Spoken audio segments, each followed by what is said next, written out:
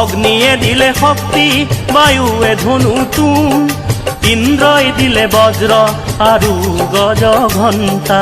সুৰক্ষী হৈ আয়ে শিৱ কৰিলে, আকাশৰ দেৱগণে পুষ্প বৰষিলে, আকাশৰ দেৱগণে পুষ্প বৰষিলে।